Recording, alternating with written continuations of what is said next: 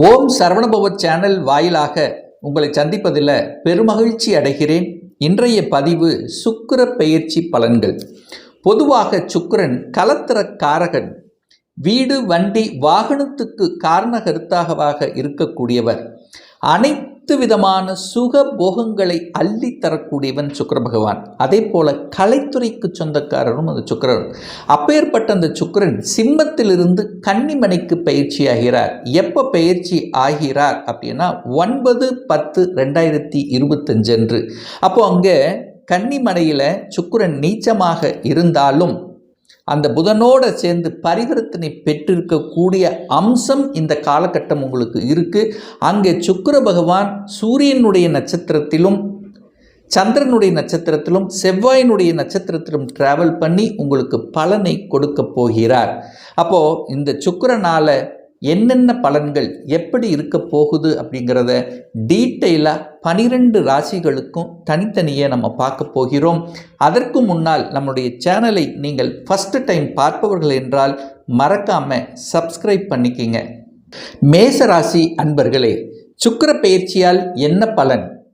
9/10/2025 2/11/2025 வரை கன்னிமனையில் அமரக்கூடிய சுக்கிரனால் என்ன மாதிரியான மாற்றங்கள் திருப்பங்கள் அப்படின்னு பார்க்கும் பொழுது, இந்த மேசராசி அன்பர்களுக்கு சுக்கிரனுங்கிறது யார் அப்படின்னா 2க்குரியவன், தனம் குடும்பம் வாக்குஸ்தானத்தின் அதிபதி.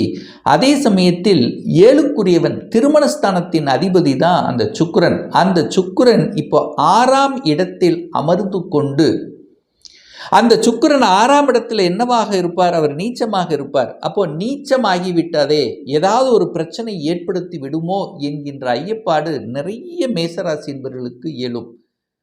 ஆனால் அப்படி ஒன்றும் நடக்கப் போவதில்லை. தனம் நன்றாக இருக்க போகிறது, குடும்பமும் நன்றாக இருக்க போகிறது, திருமணம் சார்ந்த விஷயங்கள் சுப காரியங்கள் நடக்கப் போகிறது, உங்கள் வாக்கும் நன்றாக இருக்க போகுது. ஏன் சொல்கிறேன் அப்படின்னா, பரிவர்த்தனை பெற்று பரிவர்த்தனை யோகத்துடன் இருக்கக்கூடிய காலகட்டமாக இந்த மேசத்துக்கு அமைய போகுது. ஏன்னா சுக்கிரனுடைய வீட்டில் புதன் அமர்ந்து கொண்டு புதனுடைய வீட்டில் சுக்கிரன் அமர்ந்திருக்கார். அப்போ சுக்கிரனும் புதனும் பரிவர்த்தனை பெற்று பரிவர்த்தனை யோகமாக அமையக்கூடிய காலம். அப்போ சுக்கிரன் நல்லத்தான் இருக்க போகுதுன்னு சொல்லுவேன்.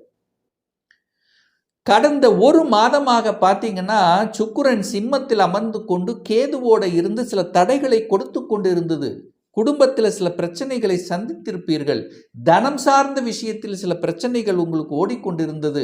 ஸோ இந்த மாதிரியான பிரச்சனைகளை கொடுத்து கொண்டிருந்த மேசத்துக்கு இப்போ பிரச்சனை தீர்வு கொடுக்கக்கூடிய ஒரு காலகட்டம் தான் இந்த சுக்கிர பெயர்ச்சி அப்படின்னு நீங்கள் எடுத்துக்கணும். அப்போ தனம் நன்றாக இருக்க போகிறது.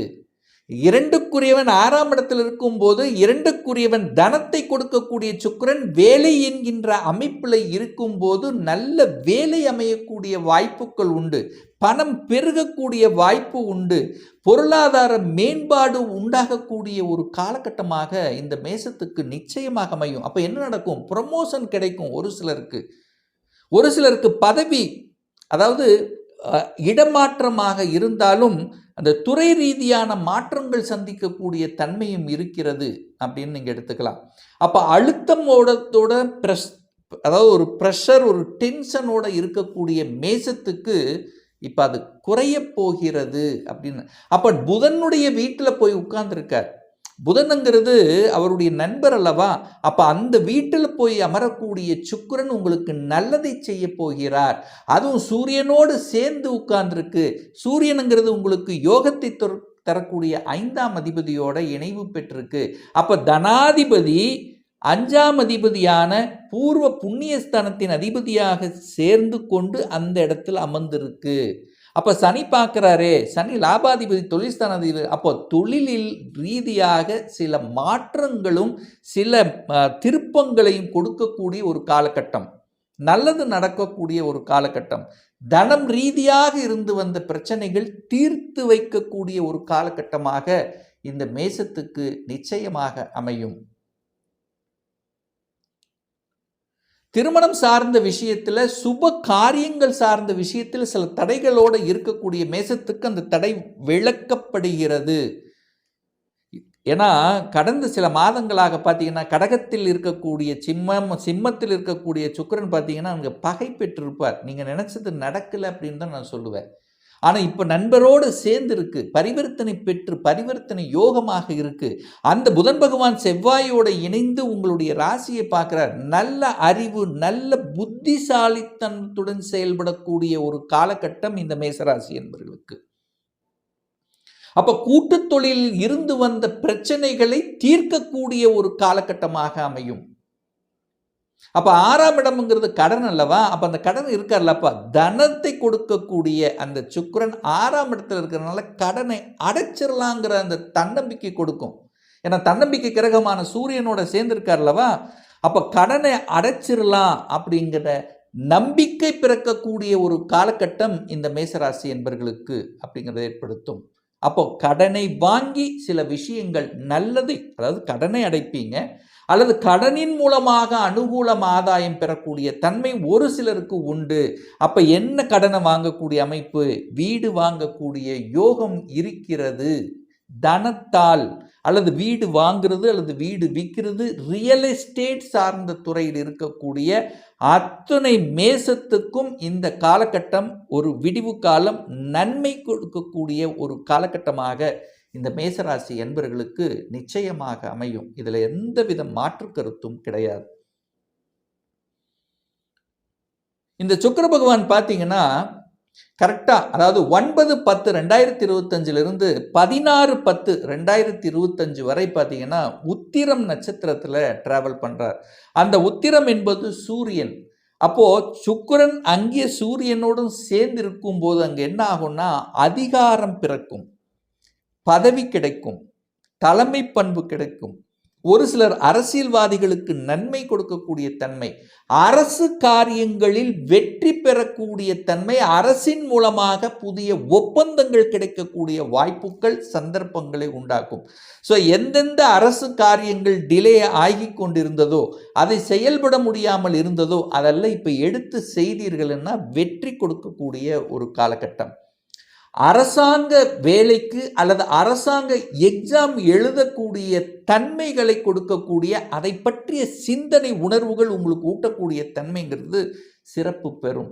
அதிகாரம், அட்மினிஸ்ட்ரேஷன், தலைமை பண்பு சார்ந்த விஷயங்கள் சிறப்பை கொடுக்கக்கூடிய ஒரு காலகட்டமாக அமையும். ஒரு சிலர் பார்த்தீங்கன்னா தந்தையோடு சேர்ந்து தொழிலை செய்து ஒரு லாபத்தை அனுபவிக்கக்கூடிய தன்மை, தந்தை தொழில்கள் உங்களுக்கு அமையக்கூடிய தன்மை. ஸோ இப்படி நல்ல நல்ல விஷயங்கள், குழந்தைகளுக்காக சில செயல்கள் செயல்படுத்தி அதை வெற்றி பெறக்கூடிய தன்மை, குழந்தைகளினுடைய ஆசைகளை நிறைவேற்றக்கூடிய வாய்ப்புகள், சந்தர்ப்பங்கள். ஸோ இந்த மாதிரி நல்ல நல்ல விஷயங்கள் இந்த காலகட்டம் நிச்சயமாக இந்த மேசத்துக்கு உருவாக்கும். அடுத்து பார்த்தீங்கன்னா சுக்கிர பகவான் சந்திரனுடைய நட்சத்திரத்தில் டிராவல் பண்ணுறார். அதாவது அஸ்த நட்சத்திரத்தில் டிராவல் பண்ணுறார். எப்போ? 17/10/2025 27/10/2025 வரை இந்த காலகட்டம் சந்திரனுடைய நட்சத்திரத்தில் டிராவல் பண்ணும்போது, அந்த சந்திரன் என்பது இந்த மேசராசி என்பவர்களுக்கு 4க்குரியவன், சுகத்தை கொடுக்கக்கூடியவன். அப்போ சுக்கிரன் நிலக்காரகன், அதாவது வீடு வண்டி வாகனத்துக்கு காரக கிரகன். சந்திரன் அப்படிங்கிறது அந்த ஸ்தானம் 4ஆம் அதிபதி, சுகத்தை கொடுக்கக்கூடிய, அதே வீடு வண்டி வாகனத்தை குறிக்கக்கூடிய ஸ்தானத்தின் அதிபதி நட்சத்திர சாரத்தில் பிரயாணம் பண்ணக்கூடிய இந்த காலகட்டத்தில் உங்கள் மனசில் ஒரு இடம் வாங்கணும், ஒரு வீடு வாங்கணும் அப்படிங்கிறது கண்டிப்பாக கொடுக்காமல் இருக்காது. கண்டிப்பாக கொடுக்கும்.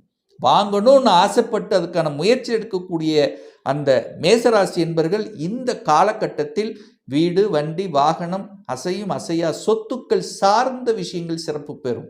வீட்டையாவது ஆல்டர் பண்ணுவீங்க, சொகுசாக மாற்றுவீர்கள், அல்லது வீடு கட்டி விட்டு அது வாடகைக்கு கொடுத்து அதன் மூலமாக ஒரு வருமானத்தை பெருக்கலாம் என்கின்ற அந்த ஸ்ட்ராட்டஜி சிந்தனைகள் உருவாக்கக்கூடிய ஒரு காலகட்டமாக இந்த காலகட்டம் நிச்சயமாக அமையும் இந்த மேசத்துக்கு. ஆனால் ஒரே ஒரு விஷயம், ஒரு கேர் எடுத்துக்கொள்ளக்கூடிய விஷயம்னா, அந்த சுக்கிரன் சந்திரன் இந்த 2 இணையும் போது என்ன ஆகும்னா சுகரை கொடுக்க ஆரம்பிக்கும். சுக்கிரன்னா சுகர், அதாவது நீரிழிவு நோய் அப்படின்னு சொல்லுவோம் பார்த்தீங்களா, நீர் சுகர். அதாவது என்னன்னா, சுக்கிரன் சந்திரன் இணையும் போது ஒரு கனெக்ட் வரும்போது அதுக்கான வாய்ப்புகள் யாருக்கெல்லாம் இருக்கிறதோ அவர்கள் கவனமாக எச்சரிக்கையோடு அந்த காலகட்டம் இருக்கணும் அப்படிங்கிறத மட்டும் ஞாபகத்தில் வச்சுக்கோங்க. அப்போ சரியான உடற்பயிற்சி, சரியான உணவு கட்டுப்பாடு அவசியம் அந்த காலகட்டத்தில். மற்றபடி பெரிய தொந்தரவுங்கிறது ஏற்படுத்த போவதில்லை. அடுத்து பார்த்தீங்கன்னா, இந்த சுக்கிர பகவான் செவ்வாயினுடைய நட்சத்திர சாரத்தில் பிரயாணம் பண்ணுறார். செவ்வாய்ங்கிறது சித்திரை நட்சத்திரத்தில். இது எந்த காலகட்டம் அப்படின்னு நீங்கள் கேட்டிங்கன்னா,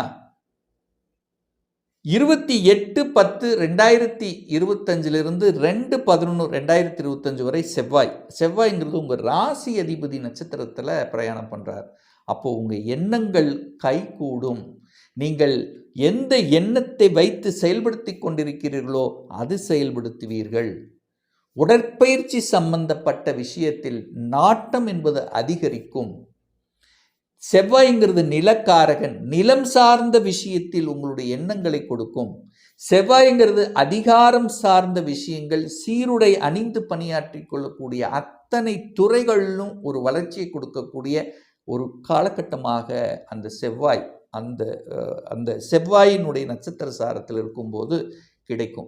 அப்போது உங்கள் மனதில் தெம்ப கொடுக்கும். உங்கள் மனதில் நினைத்து சில காரியங்கள், சொகுசான சில காரியங்கள், இந்த கலைத்துறைக்கு என்ட்ரி ஆகணும் அல்லது டெக்ஸ்டைல் சார்ந்த விஷயங்களுக்குள்ளே செல்லணும் அல்லது நான் ஒரு வெளிநாட்டுக்கு போகணும் அப்படிங்கிறது மனசில் வச்சுட்டு இருக்கிறேன். ஸோ இதெல்லாம் செயல்படுத்தணும். இதெல்லாமே சிறப்பை கொடுக்கக்கூடிய ஒரு காலகட்டமாக அமையும். அப்போ வேலை சார்ந்த விஷயத்தில் நல்லது நடக்கும். வீடு வண்டி வாகனம் சார்ந்த விஷயத்தில் நல்லது நடக்கும். தனம் சார்ந்த விஷயத்தில் நல்லது நடக்கக்கூடிய ஒரு நல்ல செய்திகளை கொடுக்கக்கூடிய, திருமணம் சார்ந்த சுப விஷயங்களிலும் நல்லது கொடுக்கக்கூடிய ஒரு நல்ல காலகட்டமாக இந்த மேசத்துக்கு அமையும் என்று சொன்னால் அது மிகையாகாது. இப்போ நான் சொன்னது ஒரு பொதுவான பலன்கள். ஒரு ராசியில் பார்த்தீங்கன்னா பல கோடிக்கணக்கான பேர் இருப்பீங்க. எல்லாருக்கும் ஒரே மாதிரி பலன்னா நிச்சயமாக இல்லை. ஏன்னா ஒவ்வொருத்தரும் டிஃப்ரெண்ட்.